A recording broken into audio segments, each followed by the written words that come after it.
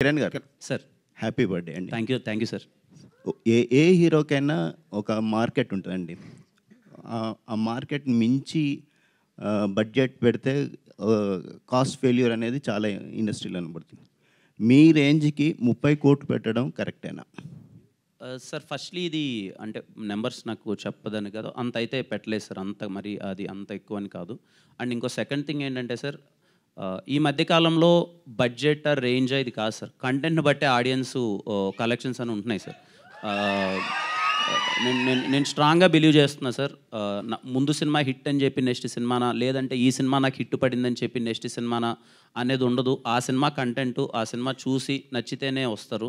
And ఈ సినిమాకి ఇంత డబ్బులు అవసరం సార్, అండ్ మా ప్రొడ్యూసర్ గారు నమ్మారు ఈ సినిమాకి ఇంత డబ్బులు అవసరం కాబట్టి పెట్టాం. మేబీ నెక్స్ట్ సినిమాకి ఇంత అవసరం లేకపోతే కూడా పెట్టాను సార్, బట్ ఈ కంటెంట్కి మాత్రం నీడెడ్ సార్. అది రేపు మీకు స్క్రీన్ పైన కనిపిస్తుంది సార్. అంటే కొన్ని సినిమాలు ఏదో పాన్ ఇండియా అని ఒక ట్యాగ్ వేసుకుంటున్నారు కానీ పాన్ ఇండియా వైజ్ రిలీజ్ కావడం లేదు.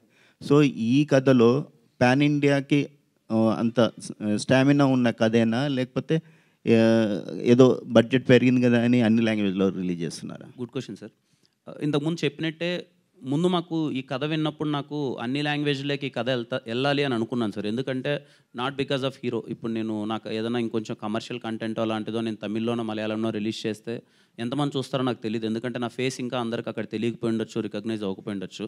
ఈ సినిమా కంటెంట్ సార్, కిరణ బోరం కాదు, ఈ సినిమా కంటెంట్.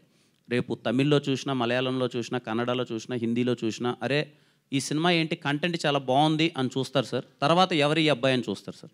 సో నేను కంటెంట్ బాగుంది కాబట్టే ఈ సినిమాని ప్రజెంట్ చేద్దాము, అన్ని లాంగ్వేజ్లోకి తీసుకెళ్దామని సార్. అండ్ మళ్ళీ చెప్తున్నాను సార్, సినిమా చూసిన తర్వాత అన్ని లాంగ్వేజ్లోకి వెళ్ళడానికి ఓన్లీ రీజన్ నేను మళ్ళీ గ్రాండ్ హీరో ఇది ఏది కాదు సార్. దీంట్లో చెప్పిన పాయింట్స్, డైరెక్టర్స్ ఏదైతే పాయింట్స్ డిస్కస్ చేస్తున్నారో అవి చాలా కొత్తగా ఉంటాయి.